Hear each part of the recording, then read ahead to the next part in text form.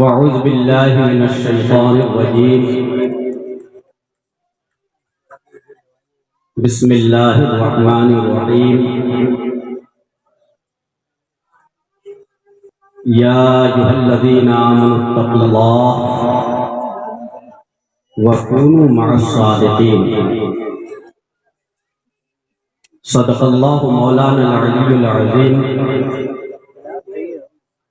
وصدق رسوله النبي الأمين الكريم ونحن على ذلك لمن الشاهدين والشاكرين والحمد لله رب العالمين۔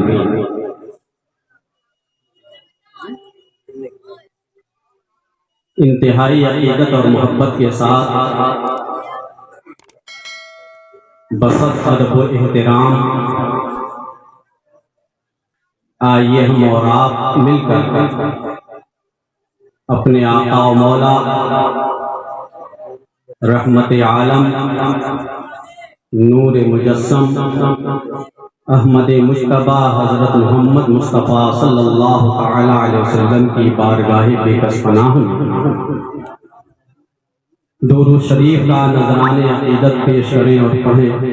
اللہم صلی علی سیدنا و شفیعنا و نبینا و طبیب قلوبنا و شفاء صدورنا و مولانا محمد و بارک وسلم صلاۃ و سلام علیک یا رسول اللہ صلی اللہ تعالی علیہ وسلم۔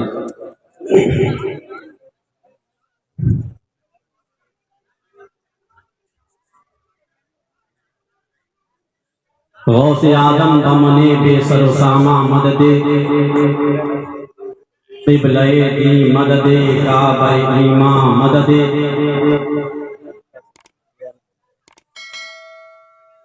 مظہر سر ازل گوشہ چشم کرم محبت فیض ابد واقف پنہاں مدد ماں گدائیں تو سلطان دو عالم ہستی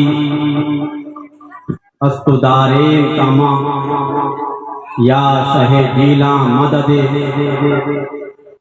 انتظار کرم تس من عینی را اے خدا جوئے خدا بینو خدا داں مدد۔ اللہم صلی علی سیدنا و شفیعنا و نبینا و طبیب قلوبنا و شفاء صدورنا و مولانا محمد و بارک وسلم صلاۃ و سلام علیک یا رسول اللہ صلی اللہ تعالی علیہ وسلم۔ دم نظر آؤ کہ دم آئے دم میں، اس شعر میں آقائے نعمت حضور مفتی اعظم رحمۃ اللہ تعالی علیہ نے 4 مرتبہ دم کا استعمال فرمایا ہے اور ہر جگہ ایک نئے معنی میں مستعمل۔ دم نظر آؤ کہ دم آئے دم میں، کرو ہم پہ یاسین دم غوث آدم، کرو ہم پہ یاسین دم غوث آدم۔ آمین کہہ دیجئے۔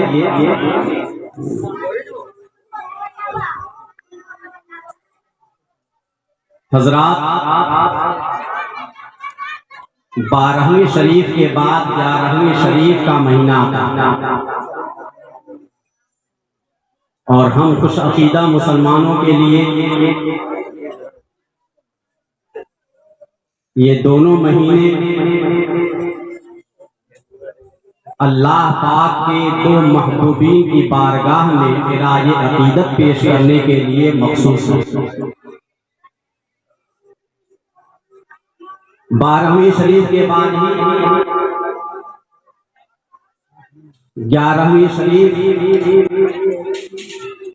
اور اس کا چاند دکھا نہیں کہ پھر جگہ جگہ قریہ قریہ شہر شہر نگر نگر جشن غوث الورا کی دھوم مچ جاتی ہے۔ اور کیوں نہ ہو کہ 12ویں شریف کا مہینہ اگر امام الانبیاء کی طرف منسوب ہے تو 11ویں شریف کا مہینہ امام الاولیاء کی طرف منسوب ہے۔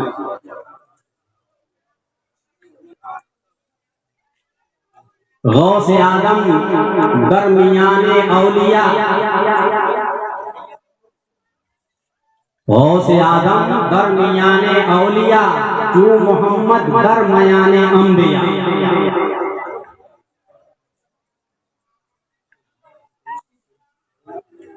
سرکار غوث پاک اولیاء کے درمیان وہی حیثیت رکھتے ہیں جو ہم سب کے آقا و مولا رحمت عالم صلی اللہ علیہ وسلم انبیاء کے درمیان حیثیت رکھتے ہیں۔ اگر ہم سب کے آقا و مولا کی آمد کی خوشخبری انبیاء کرام سنا رہے تھے آپ کی دنیا میں تشریف لانے سے پہلے، تو سرکار غوث اعظم کی آمد سے پہلے اولیاء کرام یہ خوشخبری سنا رہے تھے کہ ایک اللہ کا ایسا بندہ آنے والا ہے جو غوثیت کبریٰ کے مقام پر فائز ہوگا۔ اگر انبیاء کرام کے زمانے میں ان کے امتی نبی آخر الزمان کا انتظار فرما رہے تھے، تو پھر چوتھی صدی ہجری میں، تیسری صدی ہجری میں غوثیت کبریٰ کے مقام پر فائز امام الاولیاء سرکار غوث پاک رضی اللہ تعالیٰ عنہ کا انتظار اولیاء کرام بھی فرما رہے ہیں۔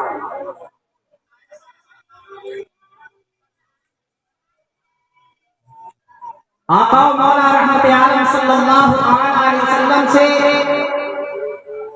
اتنے معجزات کا صدور ہوا کہ کسی نبی سے اتنے معجزات کا صدور نہیں ہوا، اور سرکار غوث پاک رضی اللہ تعالیٰ عنہ سے کمالات و کرامات کا اتنا ظہور ہوا جو کسی ولی سے اتنے کرامات اور کمالات کا ظہور نہیں ہوا۔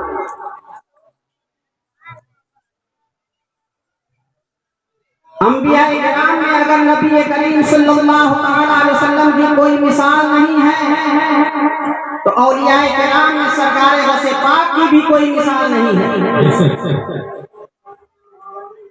پوچھتے کیا ہو شہ جیلا کے فضائل ناسی، ہر فضیلت کے وہ جامع ہے نبوت کے سب۔ نبی کریم رؤوف الرحیم صلی اللہ علیہ وسلم کے لاڈلے اور چہیتے بیٹے شہزادے سرکار غوث پاک رضی اللہ تعالیٰ عنہ اعلیٰ حضرت عظیم البرکت استغاثہ اس طرح پیش کرتے ہیں، تیری سرکار میں لاتا ہے رضا اس کو شفیع، یا رسول اللہ تیری سرکار میں لاتا ہے رضا اس کو شفیع جو میرا غوث ہے اور لاڈلا بیٹا تھا۔ سبحان اللہ سبحان اللہ۔ سرکار غوث پاک رضی اللہ تعالیٰ عنہ کے فضائل و مناقب اجلہ علماء کرام، محدثین اعظام، بزرگان دین نے بیان فرمائی ہے،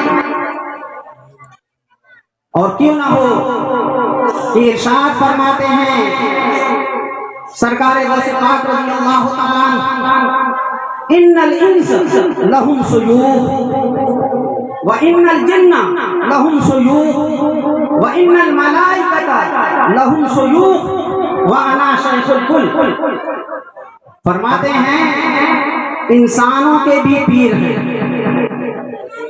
سرکار غوث پاک فرماتے ہیں جنات کے بھی پیر ہیں، سرکار غوث پاک فرماتے ہیں فرشتوں کے بھی پیر ہیں، اور میں صرف انسانوں کا پیر نہیں ہوں، میں صرف جنات کا پیر نہیں ہوں، میں صرف ملائکہ کا پیر نہیں ہوں، وَأَنَا شَيْخُ الْكُلِّ، میں سارے پیروں کا پیر ہوں، جنات کا بھی، انسان کا بھی، فرشتوں کا بھی، اس لیے سارے پیران کرام تو صرف پیر ہیں اور سرکار غوث پاک پیران پیر ہیں۔ سرکار غوث پاک رضی اللہ تعالیٰ حنبلی مذہب رکھتے تھے میرے دوستوں، حنبلی مذہب کے ماننے والے عرب ممالک میں بہت پائے جاتے ہیں، مگر یہ حنبلی مذہب کمزور پڑ رہا تھا. حنفی مذہب، شافعی مذہب، حنبلی مذہب، مالکی مذہب، ان چار مسالک میں اور ان چار مذہبوں میں سے کسی ایک امام کی تقلید اجماع سے ثابت ہے کہ ہم پر واجب اور لازم ہے. اگر کوئی ایسا ہے کہ ان چاروں میں سے کسی کی تقلید نہیں کرتا تو وہ گمراہ ہے. سرکار غوث پاک رضی اللہ تعالیٰ غوثیت کبریٰ کے مقام پر فائز تھے. اعلیٰ حضرت عظیم البرکت فرماتے ہیں کہ سیدنا امام حسن مجتبی غوثیت کبریٰ کے مقام پر تھے اور پھر آپ کے بعد سے ظہور امام مہدی تک سرکار غوث پاک غوثیت کبریٰ کے مقام پر. سبحان اللہ سبحان اللہ. وہ سرکار غوث پاک رضی اللہ تعالیٰ جو سب کے پیرانے پیر ہیں تو وہ خود اس منصب پر فائز ہیں کہ وہ مجتہد ہیں اور قرآن اور احادیث سے مسائل کا استخراج و استنباط فرماتے ہیں. مگر ایک بار سیدنا امام رضی اللہ عنہ تشریف لائے خواب میں حضرت غوث پاک کی. ارشاد فرمایا حنبلی مذہب کمزور ہو رہا ہے، دنیا میں آپ کے ماننے والوں کی تعداد لاکھوں میں ہے. اگر آپ حنبلی مذہب اختیار کر لیتے ہیں تو آپ کے واسطے سے اللہ تبارک و تعالی اس مذہب کو صبح قیامت تک قائم و دائم رکھے گا. مشیت عزی تو یہی ہے کہ چاروں مذاہب صبح قیامت تک باقی رہیں گے، مگر اس کے لیے ظاہری سبب کیا بنے گا؟ تو آپ اگر اس کے لیے اس حنبلی مذہب قبول فرما لیں تو یہ مذہب پھر زندہ ہو جائے گا. سیدنا غوث پاک رضی اللہ تعالیٰ نے اس حنبلی مذہب کو صرف اس لیے اختیار فرمایا تاکہ اس کے اندر پائیداری آ جائے، تاکہ اس کے ماننے والوں کی تعداد کثیر ہو جائے، تاکہ یہ صبح قیامت تک یہ مذہب بھی جو اللہ اس کے رسول کا مذہب پیارا مذہب ہے یہ صبح قیامت تک زندہ اور پابندہ. سرکار غوث پاک رضی اللہ تعالیٰ کے فضائل کیسے کیسے لوگوں نے بیان کیے ہیں.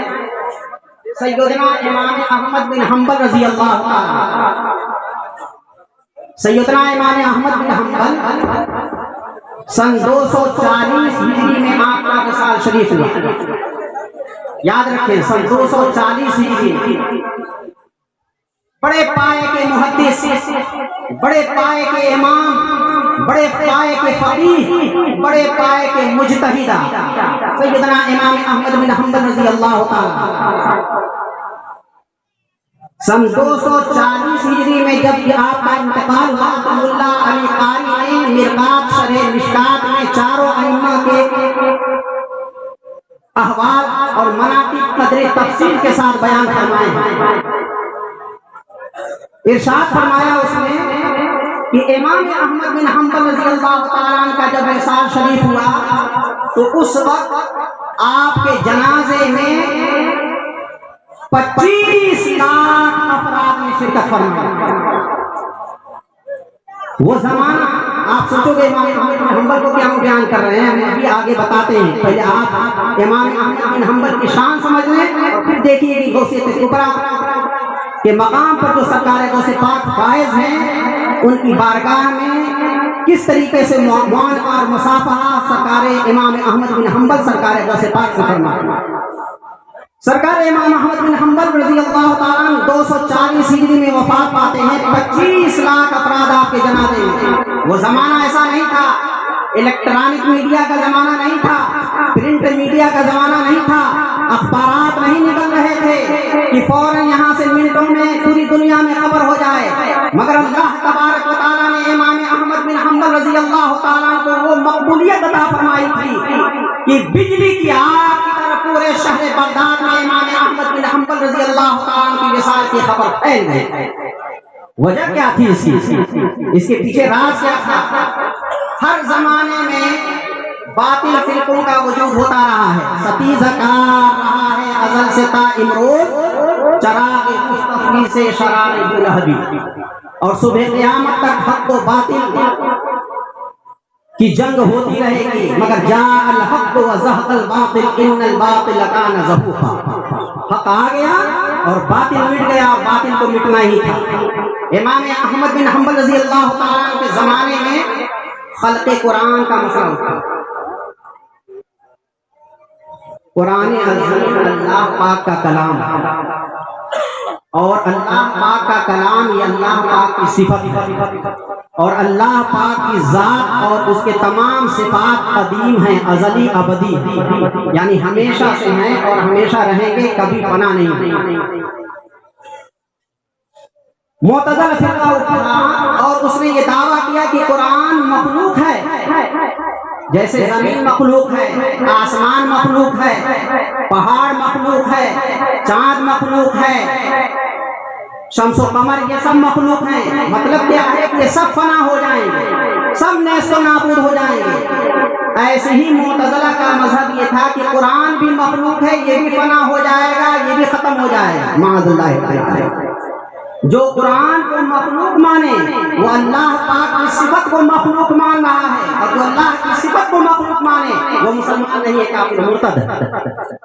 اللہ پاک کی ذات اور اس کے تمام صفات یہ ازلی ابدی قدیم ہیں، ہمیشہ سے ہیں، ہمیشہ رہیں گے، ایک آن کے لیے بھی فنا نہیں ہے۔ تو معتزلہ فرقہ نے کہا کہ قرآن عظیم مخلوق ہے۔ اللہ پاک نے معتزلہ فرقے کی سرکوبی کے لیے سیدنا امام احمد بن حنبل رضی اللہ تعالیٰ عنہ کو پیدا فرمایا، اور آپ نے بابا کے کوہن یہ فتویٰ جاری فرمایا، القرآن کلام اللہ غیر مخلوق، قرآن اللہ پاک کا کلام، اللہ پاک کا کلام ہے، یہ مخلوق نہیں ہے، یہ قدیم ہے، اللہ پاک کی صفت ہے۔ اب جب یہ اعلان فرمایا، آپ نے یہ فتویٰ جاری فرمایا، تو حکومت کے کارندے پہنچ گئے احمد بن حنبل، اس فتوے کو واپس لو۔ امام احمد بن حنبل فرماتے ہیں کہ میں اپنے فتوے کو واپس نہیں لے سکتا۔ امام احمد بن حنبل رضی اللہ تعالیٰ کے پیروں میں زنجیریں پہنا دی گئیں، بیڑیاں ڈال دی گئیں، ہاتھوں میں زنجیریں پہنا دی گئیں، اور سلاخوں کے پیچھے ڈال دیا گیا جیل میں۔ اللہ اکبر۔ صرف اس پاداش میں کہ احمد بن حنبل فتویٰ دے رہے ہیں کہ قرآن عظیم یہ غیر مخلوق ہے۔ اس میں امام احمد بن حنبل تھے تو جتنے لوگ جیل میں تھے، بہت سے فساق نے امام احمد بن حنبل کے اوصاف حمیدہ کو دیکھ کر کے اپنے فسق و فجور سے توبہ کیا، اور بہت سے کافروں نے کلمہ شہادت پڑھ کر کے امام احمد بن حنبل رضی اللہ تعالیٰ کے ہاتھ وہ لے آئے اور داخل اسلام ہو۔ امام احمد بن حنبل سلاخوں کے پیچھے رہتے، اور جب ضرورت ہوتی بغداد کے چوراہے پر کھڑے ہو کر کے یہ تقریر کرتے، القرآن کلام اللہ غیر مخلوق۔ حکومت کے کارندے سپاہی آتے محافظین کے پاس، کیا احمد بن حنبل کہاں ہیں؟ کہا سلاخوں کے اندر ہیں۔ کہا تم کہہ رہے ہو سلاخوں کے اندر ہیں؟ احمد بن حنبل تو بغداد کے چوراہے پر کھڑے ہو کے تقریر کر رہے ہیں کہ اللہ پاک کا یہ کلام ہے، قدیم ہے۔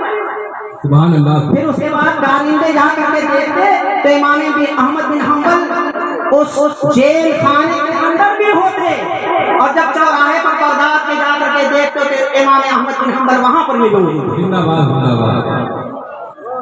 بتائیے جنا کہ جو بندے خدا اللہ تبارک و تعالیٰ کی دین کی حفاظت میں رہتا ہے، اللہ تبارک و تعالیٰ دین کی تبلیغ کے لیے راہ پیدا کرتا ہے، سبیل پیدا کرتا ہے۔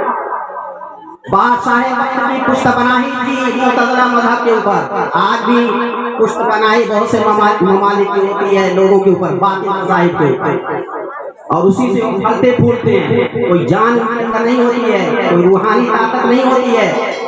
اس لیے جو مذہب اسلام کے ماننے والے ہیں، خوش عقیدہ لوگ ہیں، وہ مضبوطی کے ساتھ خوش عقیدگی پر قائم رہیں، اور ایمان ایک ایسی دولت ہے کہ اس ایمان کی دولت کا دنیا کی کوئی طاقت مقابلہ نہیں کر سکتی۔ امام احمد بن حنبل کے بارے میں جب دیکھا بادشاہ وقت نے کہ یہ تو پوری جیل کی فضا کو یہ بدل دیں گے، अब इनको जेल से बाहर, कारिंदों से कहा जेल से बाहर अहमद बिन हम्बल को किया जाए। इमाम अहमद बिन हम्बल को जेल के बाहर किया गया, एक सुतून में बांध दिया गया। फिर उसके बाद कारिंदों ने पूछा, बताओ अहमद बिन हम्बल अब क्या कहते हो, क्या कुरान अल्लाह का कलाम जो है ये मखलूक है कि गैर मखलूक है? एक बार तुम कह दो कि ये मखलूक है, सारी इनायतें तुम्हारे ऊपर, बख्शिशें हमारी जारी हो जाएंगी। इमाम अहमद बिन हम्बल रज़ी अल्लाह ताला फरमाते हैं, अल कुरान कलामुल्लाह गैर मखलूकिन, ये मेरा फतवा कल भी था और आज भी है, और मेरे जिस्म में जब तक की जान बाकी रहेगी, खून का एक कतरा बाकी रहेगा, मैं यही फतवा देता रहूंगा कि कुरान अल्लाह पाक का कलाम है, गैर मखलूक। हुक्म हुआ अहमद बिन हम्बल को खंबे से बांध दिया जाए। सुनिए गौर से और अपने ईमान को ताज़ा कीजिए कि ये ईमान कितनी मेहनतों के बाद हम तक पहुंचा है। आज दस्तरखान पर हमें खूब अच्छी अच्छी चीजें नजर आ रही हैं, अच्छे अच्छे लिबास नजर आ रहे हैं, अच्छी अच्छी बिल्डिंगें हमें नजर आ रही हैं, अच्छे अच्छे कपड़े हमें नजर आ रहे हैं, अच्छी अच्छी कार सिर्फ हमें नजर आ रही है। और हमारे असलाफ ने इस दीन की आबियारी के लिए, इसके तहफ़्फ़ुज़ के लिए अपनी जान की परवाह नहीं की है। इमाम अहमद बिन हम्बल को उनके पैरों में बेड़ियां पड़ी हुई हैं, हाथ में जंजीर है और खंबे से बांध दिया गया। अहमद बिन हम्बल बोलो क्या कहते हो? फरमाते हैं अल कुरान कलामुल्लाह। हुक्म हुआ कुर्ता उतार दिया जाए अहमद बिन हम्बल का। इमाम अहमद बिन हम्बल का कुर्ता उतार दिया गया। जल्लाद को हुक्म दिया गया, जल्लाद आगे बढ़ो और कोड़ा लगाओ, सिर्फ जिसमें मुबारक पर पाजामा था अहमद बिन हम्बल का। एक एक जल्लाद 3-3 कोड़े लगाते थे। अल्लाह अकबर। पहला कोड़ा जब लगा तो इरशाद फरमाया हज़रत अहमद बिन हम्बल ने बिस्मिल्लाह कोड़ा लगा, मगर उसके बावजूद उफ नहीं फरमा रहे बिस्मिल्लाहिर्रहमानिर्रहीम। दूसरा कोड़ा आपकी नंगी पुश्त पर लगाया गया, फरमाया आपने उस वक्त ला हौला वला कुव्वता इल्ला बिल्लाहिल अलिय्यिल अज़ीम। और जब तीसरा कोड़ा लगा तो आपकी ज़ुबान मुबारक से निकला अल कुरान कलामुल्लाह गैर मखलूक। कुरान अल्लाह का कलाम है, ये मखलूक नहीं है। और उसके बाद एक जल्लाद हट गया, दूसरा जल्लाद आया, फिर कोड़ा लगाया, उफ नहीं फरमा रहे। 29 कोड़े इमाम अहमद बिन हम्बल को लगाए। कितने कोड़े? 29 कोड़े। 29 कोड़े याद रखो आप, 29 कोड़े इमाम अहमद बिन हम्बल को लगे। उसी में एक कोड़ा आकर के आपके पाजामे की बंदिश पर, इजार पर लग गया और इजार कट गया। अल्लाह अकबर। अब इमाम अहमद बिन हम्बल जो बिल्कुल सब्र और शुक्र के पैकर बने हुए थे, आसमान की तरफ आंख उठा करके अर्ज करते हैं, पालनहारे हकीकी, मैंने तेरे दीन की हिफाजत की है, मैंने तेरे बंदों के दीन की हिफाजत की है, मैंने तेरे बंदों को कल क़यामत के दिन की रुसवाई से बचाया है ताकि ये लोग गुमराह न हो। ए पालनहारे हकीकी, मेरा मजहब हक है, तो अब तू अपने बंदों के सामने में मुझे रुसवाई से महफूज रख। तारीख में आता है, मौरखीन लिखते हैं कि इमाम अहमद बिन हम्बल रज़ी अल्लाह ताला का इज़ार बंद तो कट गया, मगर आपका पाजामा आपकी कमर से इतना पैवस्त हो गया, गोया की फीकोल लगा करके वहां पर बिल्कुल पैवस्त किया गया था, 1 इंच भी इधर से उधर नहीं हुआ। नारे तकबीर, नारे रिसालत, जश्न गौसुल वरा, उलमाए अहले सुन्नत, नारे तकबीर। वो इमाम अहमद बिन हम्बल, अल्लाह पाक ने उनकी इज्जत की हिफाजत की, इसलिए कि उन्होंने अल्लाह के दीन की हिफाजत की। और अल्लाह पाक इन तंसुरुल्लाह यंसुरुकुम, अगर तुम अल्लाह के दीन की मदद करोगे अल्लाह पाक तुम्हारी मदद करेगा। 240 में आपका विसाल शरीफ हुआ तो 25 लाख इसीलिए मुसलमान आपने बना दिए। और खतीब बगदादी ने लिखा है कि 60,000 औरतें अपने घर से निकल करके अपने अपने कोठों पर चढ़ गई हज़रत इमाम अहमद बिन हम्बल के जुलूस जनाजा के मंजर को मुलाहजा करने के लिए। और 20,000 غیر مسلموں نے جنازہ دیکھ کر کے اسلام قبول کیا۔ واہ امام احمد بن حنبل، جب تم اس دنیا میں ظاہری زندگی کے ساتھ تھے تو تم نے اللہ کے بندوں کی دین کی حفاظت کی، اور ایسی حفاظت کی کہ دنیا سے جب گئے بھی تو 20,000 کافروں کو کلمہ پڑھا۔ سبحان اللہ، سبحان اللہ۔ لوگوں نے پوچھا ان کافروں سے لوگوں نے کلمہ پڑھ لیا، احمد بن حنبل تو دنیا سے جا چکے۔ کہا ہم نے اس جنازے میں دیکھا ہے 25 لاکھ آدمیوں کا اندازہ لگایا ہے لوگوں نے، 25 لاکھ آدمی تھے۔ جس کے جنازے میں اتنے آدمی ہوں یہ اس کے سچائی کی دلیل ہے۔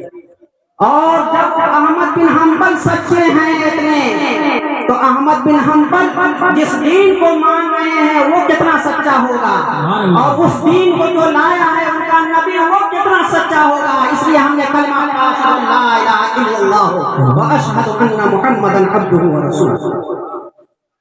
تو 240 میں آپ کا وصال ہوا، 240 میں، اور اس کے بعد ایک روایت 41 کی بھی ہے، 241 میں۔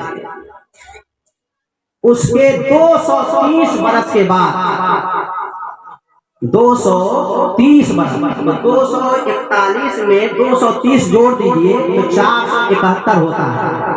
سن 471 ہجری میں آپ کی قبر انور کی مٹی بہ گئی بارش، اور اس کے بعد تختہ بھی ہٹ گیا۔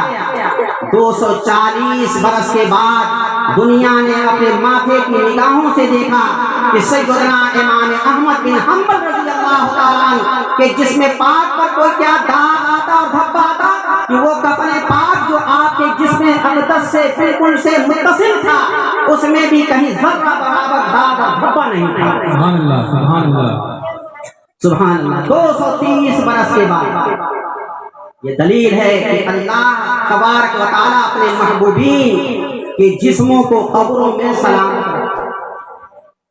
انبیاء کرام کا صدقہ عطا فرماتا ہے ولیوں کو۔ امام احمد بن حنبل نے اللہ کے دین کی حفاظت کی تو اللہ تبارک و تعالیٰ نے ان کی قبر میں ان کے جسم پاک کی حفاظت کی۔ اب اس کے بعد سن 470 میں اور اس کے آس پاس سرکار غوث پاک رضی اللہ تعالیٰ کی ولادت ہوئی۔ تو آپ سرکار غوث پاک رضی اللہ تعالیٰ نے ایک بار اپنے مرید خاص اور اپنے خلیفہ حضرت علی بن حیدر رحمۃ اللہ تعالیٰ علیہ سے ارشاد فرمایا، علی چلو بغداد کے قبرستان میں چلا جاؤ۔ اس سے فرمایا حضرت علی بن حیدر، یہ مرید سرکار غوث پاک کے، خادم خاص سرکار غوث پاک کے، خلیفہ بھی سرکار غوث پاک۔ ان کا مرتبہ بھی سن لو تب آپ کو بات سمجھ میں آئے گی کہ سرکار غوث پاک کا مرتبہ کیا ہے اور امام احمد بن حنبل کیسے سرکار غوث پاک کی بارگاہ میں خراج عقیدت پیش کرتے۔ علی بن حیدر ہیں کہ جتنے خلفاء سرکار غوث پاک کے تھے یہ سب سرکار غوث پاک کی مجلس پاک میں بالکل سامنے بیٹھتے تھے واز کے وقت۔ سرکار غوث پاک ایک مرتبہ واز فرما رہے تھے تو واز ہی کے دوران علی بن حیدر فرماتے ہیں کہ میری آنکھ لگ گئی، اور آنکھ لگنی تھی کہ میں سرکار دو عالم صلی اللہ علیہ وسلم کی زیارت سے مشرف ہوں۔ سبحان اللہ، سبحان اللہ۔ تھوڑی دیر کے بعد جب آنکھ کھلی تو میں نے دیکھا کہ میرے پیر سرکار غوث پاک دستہ بستہ صلاۃ و سلام عرض کریں، الصلاۃ والسلام علیک یا رسول اللہ، الصلاۃ والسلام علیک یا حبیب اللہ، الصلاۃ والسلام علیک یا نبی اللہ، اور سارا مجمع کھڑا ہو کر کے دستہ بستہ درود و سلام کا نذرانہ پیش کیا۔ سبحان اللہ۔ میں نے عرض کی حضور مجھے تھوڑی سی نیند آ گئی تھی اس لیے میں آپ کے ساتھ کھڑا نہ ہو سکا، اور بات یہ تھی کہ نیند میں مجھے سرور کائنات صلی اللہ علیہ وسلم کی زیارت ہوئی، اور اس زیارت میں میں اتنا محو ہو گیا کہ پھر مجھے کچھ بھی خیال نہ رہا۔ اب آنکھ کھلی تو میں دیکھ کر کے دم بخود ہوں کہ آپ اور پورا مجمع کھڑا ہے، مجھے تھوڑی شرمندگی ہو رہی ہے۔ سرکار غوث پاک ارشاد فرماتے ہیں، علی تم نے جس کے خواب میں زیارت کی ہے ہم نے بیداری کی حالت میں اس کی زیارت کی ہے، اور تمہارے لیے میں کھڑا ہو کر کے نذرانہ عقیدت پیش کر رہا ہوں۔ سرکار کی بارگاہ کی زیارت ہوئی ہے سرکار کی بیداری میں، اور ہم لوگ الصلاۃ والسلام علیک یا رسول اللہ کا نذرانہ عقیدت پیش کر رہے ہیں۔ فرماتے ہیں علی تم نے زیارت کی خواب میں اور میں نے زیارت کی ہے بیداری میں. اور بخاری شریف کتاب العلم میں یہ حدیث شریف ہے. میرے آقا مولا سید عالم صلی اللہ علیہ وسلم ارشاد فرماتے ہیں من رآنی فی المنام فقد رآنی وان الشیطان لا یتمثل بی. جس نے خواب میں مجھے دیکھا اس نے حقیقت میں مجھے ہی خواب میں دیکھا، اس لیے کہ شیطان میرا روح اختیار نہیں کر سکتا. تو کیا سمجھا آپ نے کہ اس سے اب وہ باتیں معلوم ہے کہ خواب میں جو لوگ سرکار کی زیارت کرتے ہیں حقیقت میں وہ سرکار ہی کی زیارت کرتے ہیں.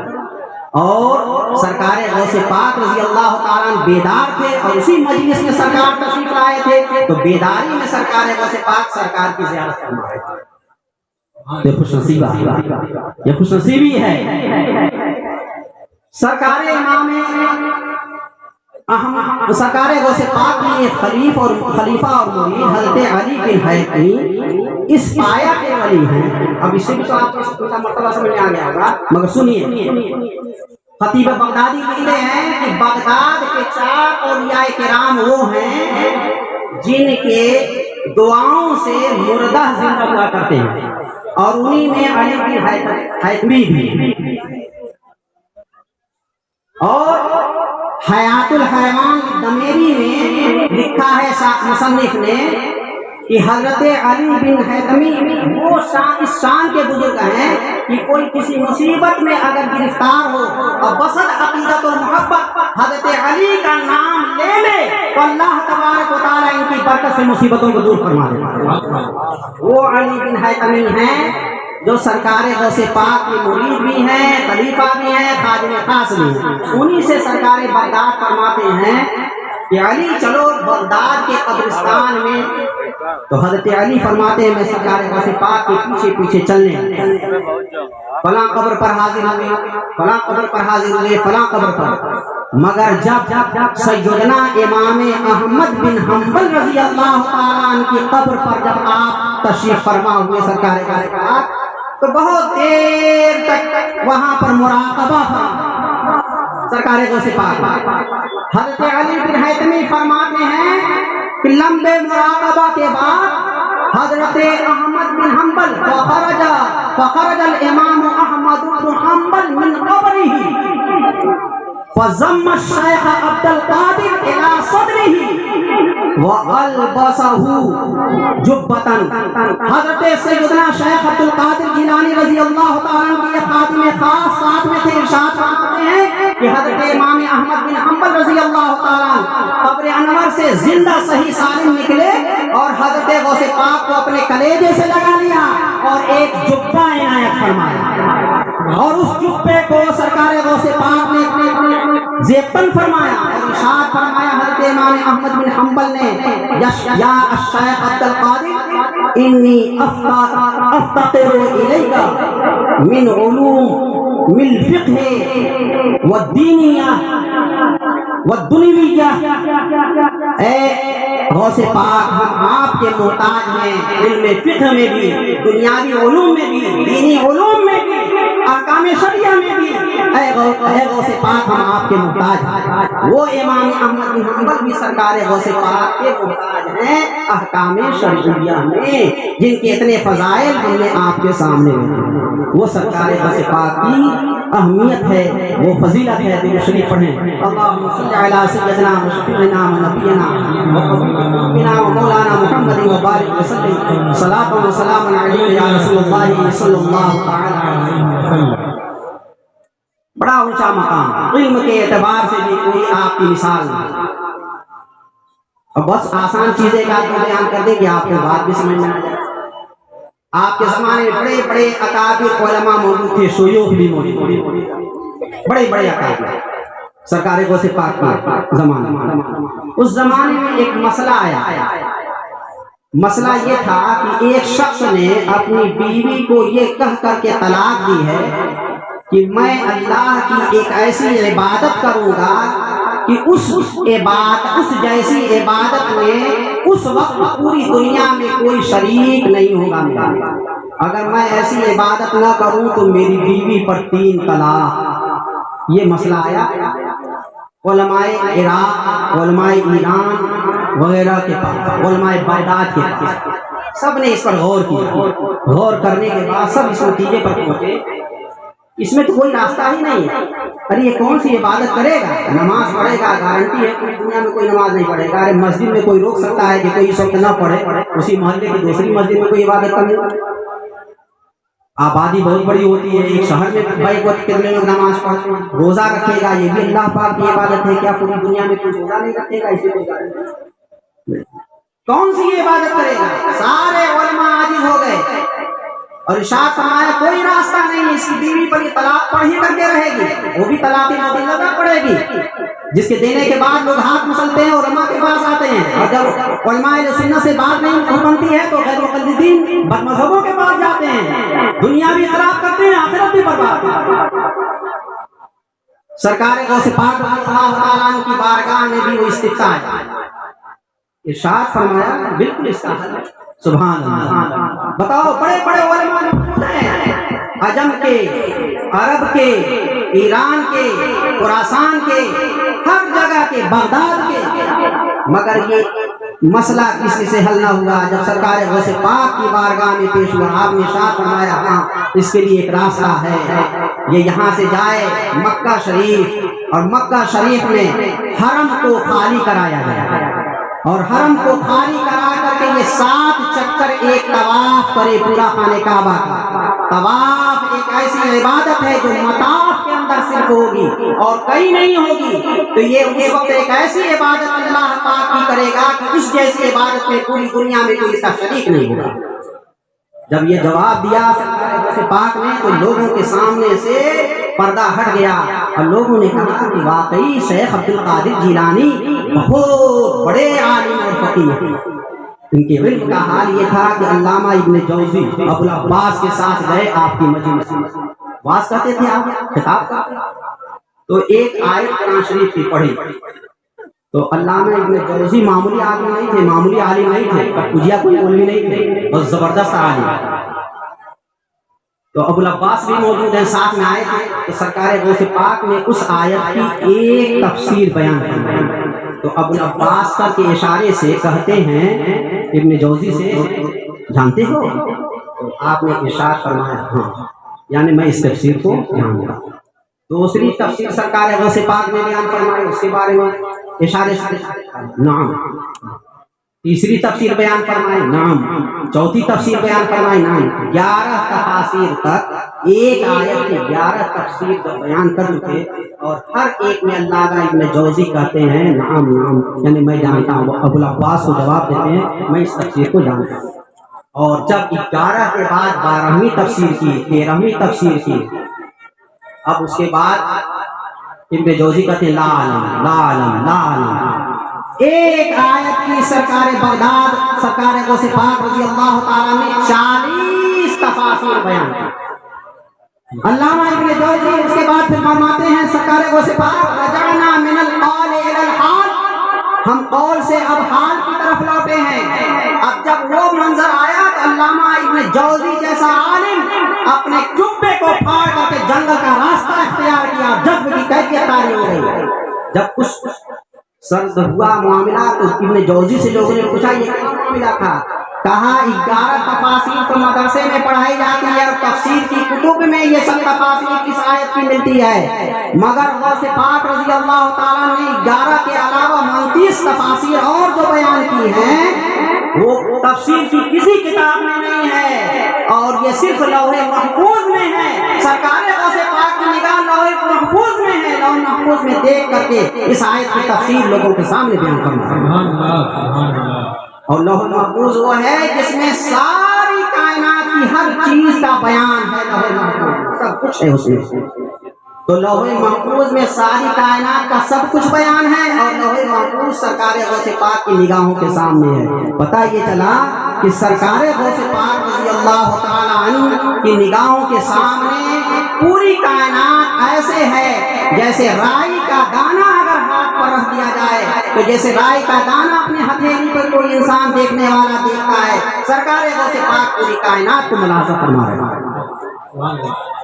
تو اب اس سے ہمارا یہ مذہب اور مسلک نکھر کر کے سامنے آیا کہ اللہ کے ولیوں کو اللہ تبارک و تعالیٰ وہ قوت و تصرف کو اختیار دیتا ہے کہ وہ مردوں کو زندہ بھی کرتے ہیں، وہ خود بھی زندہ ہیں، اور جب چاہتے ہیں بندوں کی ہدایت کے لیے اپنے قبر انور سے باہر بھی تشریف لاتے ہیں، جس پر کرم فرماتے ہیں اس کے ہاں وہ تشریف بھی لے جاتے ہیں، جیسا کہ امام احمد بن حنبل رضی اللہ تعالیٰ عنہ سرکار غوث پاک سے اپنے قبر انور سے نکل کر کے انہوں نے مصافہ اور معانقہ کیا، اور صرف مصافہ اور معانقہ نہیں کیا بلکہ سرکار غوث پاک کو جبہ بھی عنایت فرمایا اور یہ بھی کہا کہ میں آپ کے علم کا محتاج ہوں۔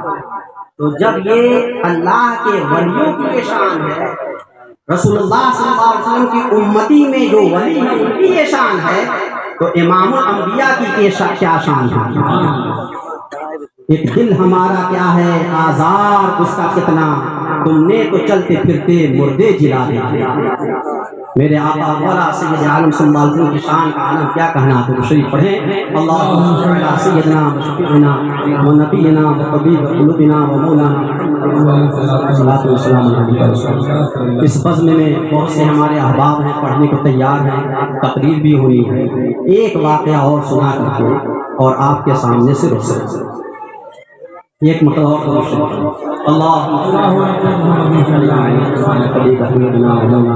محمد مبارک وسلم صلاۃ وسلام علیہ۔ سرکار غوث پاک کے زمانے میں یہ مشہور تھا کہ مغرب کے اگر کوئی امام الاولیاء ہیں تو محمد مغربی امام الاولیاء، اور مشرق کے اگر امام الاولیاء کوئی ہیں تو عاطف جیلانی رضی اللہ، یہ مشہور ہے۔ مگر سیدنا امام محمد مغربی کی شان کیا ہے کہ ایک بار اپنی مجلس میں تھے اور واعظ فرما رہے تھے، اور اس کے بعد جذب کی کیفیت طاری ہو گئی آپ کو۔ سیدنا امام محمد مغربی ارشاد فرمایا اللہم انی اشہدک و اشہد ملائکتک انی سمعت و اطعت، اے اللہ پاک میں تمہیں گواہ بناتا ہوں اور تیرے فرشتوں کو گواہ بناتا ہوں، میں نے غوث پاک کے فرمان کو سنا اور میں نے ان کی اطاعت کی۔ جب یہ آپ جذب کی کیفیت کچھ سرد ہوئی تو حاضرین نے پوچھا جو ذرا باہمت تھے اور کچھ قریب رہتے تھے، حضور یہ بے ربط بات بیچ میں کہاں سے آ گئی؟ تقریر آپ فرما رہے تھے اور بیچ میں آپ کہنے لگے اللہم انی اشہدک و اشہد ملائکتک انی سمعت و اطعت۔ فرمایا سنو، میں تمہارے درمیان واعظ کر رہا تھا اور اس وقت میرے کانوں میں ایک صدا آ رہی تھی، میں دیکھ رہا تھا کہ الہام ہو رہا ہے اللہ پاک کی طرف سے بغداد میں امام الاولیاء سرکار غوث پاک کے اوپر، اور وہ بغداد کے منبر پر کھڑے ہو کر کے ارشاد فرما رہے ہیں قدمی ہادی علی رقبۃ کل ولی اللہ، میرا یہ قدم اللہ کے تمام ولیوں کی گردنوں کے اوپر ہے۔ میں نے یہاں پر ان کے اس کلام کو سنا تو میں نے کہا اے اللہ پاک تو گواہ رہا، تیرے سارے فرشتے بھی گواہ ہیں کہ میں نے اپنی گردن کو ان کے لیے جھکا دیا اور میں نے ان کے احکام کی اطاعت و فرما برداری کی۔ تو جو امام الاولیاء ہے مغرب کا، جب وہ سرکار غوث پاک کی بارگاہ میں اس طریقے سے خراج عقیدت پیش کر رہا ہے اور کہاں سے رہ کر کے وہ سرکار غوث پاک کی آواز کو سن رہا ہے، اسی لیے اعلیٰ حضرت عظیم البرکت مجدد دین و ملت سیدنا شاہ امام احمد رضا قادری بریلوی رضی اللہ تعالیٰ عنہ ارشاد فرماتے ہیں واہ کیا مرتبہ ہے غوث ہے بالا تیرا، اونچے اونچوں کے سروں سے قدم اعلیٰ تیرا، سر بھلا کیا کوئی جانے کی ہے کیسا تیرا، اولیاء ملتے ہیں آنکھیں وہ ہے طلبہ۔ کسی نے اعتراض سیدنا شیخ عبد القادر جیلانی سید نہیں ہے، ان کے معتقدین اور مریدین نے ان کو سید بنا دیا ہے۔ اعلیٰ حضرت کا سیال کلام جنہوں نے پوری زندگی وفاداری کا ثبوت دیا ہے سرکار غوث پاک کی بارگاہ میں، کیسے یہ خاموش رہ سکتے ہیں؟ سے در در سے سب سے ہے مجھ کو نسبت، میری گردن میں بھی ہے دور کا ڈورا تیرا، اس نشانی کے جو سب ہیں نہیں مارے جاتے، حشر تک میرے گلے میں رہے پٹا تیرا۔ سرکار غوث پاک کیسے خاموش رہ سکتے تھے؟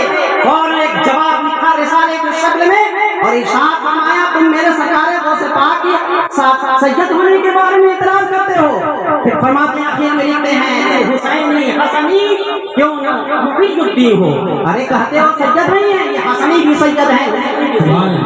آپ کے والد محترم کی طرف سے اگر آپ کا شرح دیکھا جائے تو امام حسن مجتبیٰ تک پہنچتا ہے، اور والدہ محترمہ کی طرف سے دیکھا جائے تو سیدنا امام عالی مقام تک پہنچتا ہے۔ تو حسینی حسنی کیوں نہ محی الدین ہو، اے خزر مجمع بحرین ہے چچا۔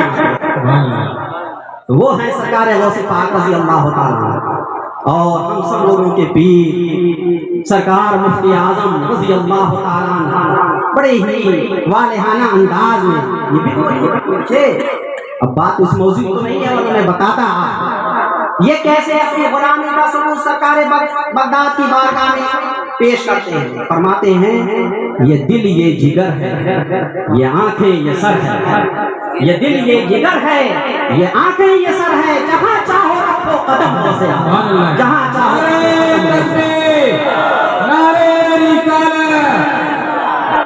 کوئی اللہ کا ولی ایسا نہیں، کسی کو ولایت نہیں ملی ہے اس وقت تک جب تک کہ سرکار غوث پاک کی غلامی نہیں اس نے قبول کیا ہے۔ جس طرح انبیاء میں کسی کو نبوت نہیں ملی جب تک کہ سرور کائنات صلی اللہ علیہ وسلم کی نبوت و رسالت کا اس نے اقرار نہیں کیا، اور جب تک کہ سرور کائنات صلی اللہ علیہ وسلم پر وہ ایمان نہیں لے آیا اس وقت تک، اسی طرح اولیاء میں کسی کو اس وقت تک ولایت نہیں ملی ہے جب تک کہ سرکار غوث پاک کی اس نے غلامی نہیں حاصل کر لیا۔